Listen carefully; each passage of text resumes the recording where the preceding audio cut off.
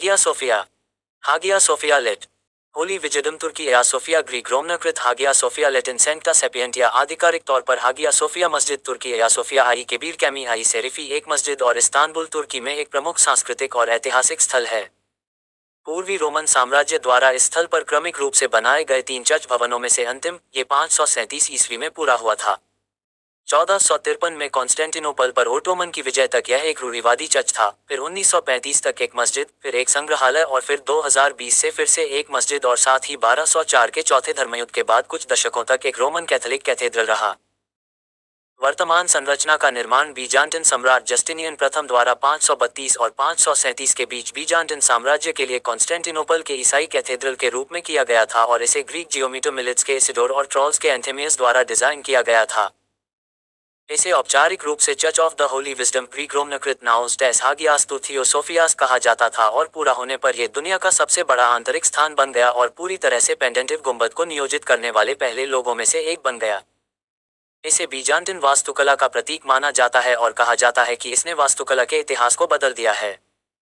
वर्तमान जस्टिनियानिक इमारत इस स्थान पर कब्जा करने वाला उसी नाम का तीसरा चर्च था क्योंकि पिछला चर्च नीका दंगों में नष्ट हो गया था।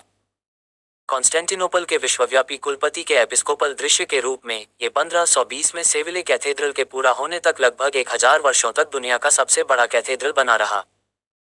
बाद के बीजांटिन वास्तुकला के साथ शुरुआत करते हुए हागिया सोफिया आदर्शवादी रूढ़िवादी चर्च का रूप बन गया और इसकी वास्तुकला शैली का अनुकरण ओटोमन द्वारा किया गया था। 1000 साल बाद मस्जिदें इसे ईसाई दुनिया में एक अद्वितीय स्थान रखने और बीजांटिन और पूर्वी रूढ़िवादी सभ्यता के एक वास्तुशिल्प और सांस्कृतिक प्रतीक के रूप में वर्णित किया गया है।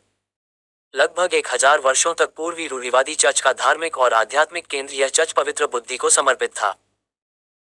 ये वह जगह थी जहां 1054 में पोप लियो आईएक्स के दूत सिल्वा कैंडिडा के हम्बर द्वारा आधिकारिक तौर पर पैट्रियार्क माइकल आई सेरुलारियस का बहिष्कार किया गया था, जिसे ईस्ट वेस्ट स्किज्म की शुरुआत माना जाता था।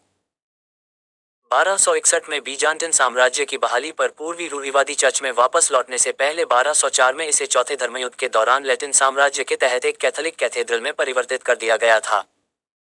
वेनिस के डोगे एनरिको डेंडोलो ने चौथे धर्मयुद्ध और 1204 सैक का नेतृत्व किया था कॉन्स्टेंटिनोपल के चर्च में दफनाया गया था। 1453 में कॉन्स्टेंटिनोपल के ओटोमन साम्राज्य के हाथों में गिरने के बाद इसे विजेता महमेद द्वारा एक मस्जिद में बदल दिया गया और 1616 में सुल्तान अहमद मस्जिद के निर्माण तक इस्तांबुल की प्रमुख मस्जिद बन गई।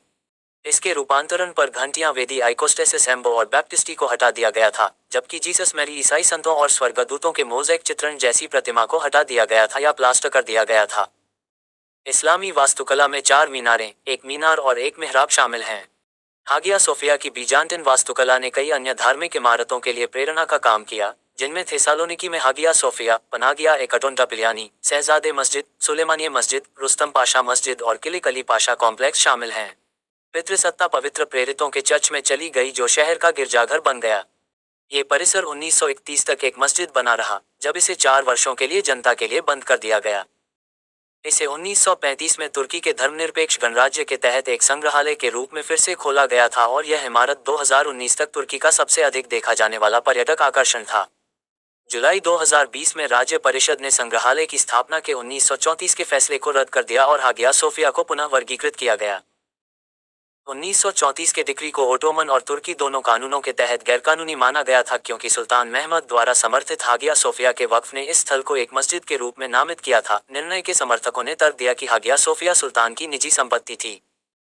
हागिया सोफिया को एक मस्जिद के रूप में नामित करने का निर्णय अत्यधिक विवादास्पद था और तुर्की के विपक्षी यूनेस्को, विश्व चर्च परिषद और इंटरनेशनल एसोसिएशन ऑफ बीजांटिन स्टडीज के साथ साथ कई अंतर्राष्ट्रीय नेताओं ने इसकी निंदा की थी।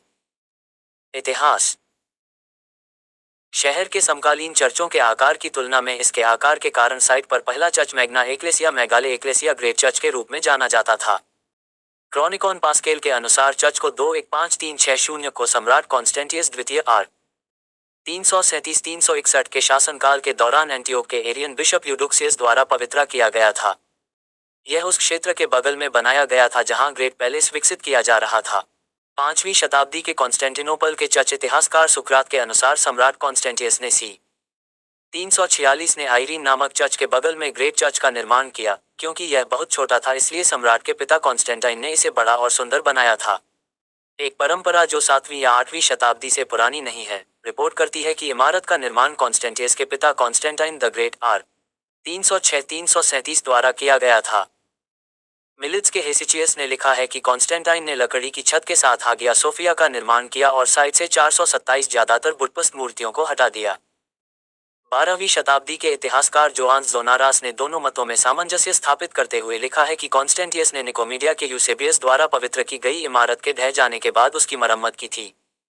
चूंकि यूसेबियस 339 से 341 तक कॉन्स्टेंटिनोपल का बिशप था और कॉन्स्टेंटाइन की 337 में मृत्यु हो गई, ऐसा लगता है कि पहला चर्च कॉन्स्टेंटियस द्वारा बनाया गया था।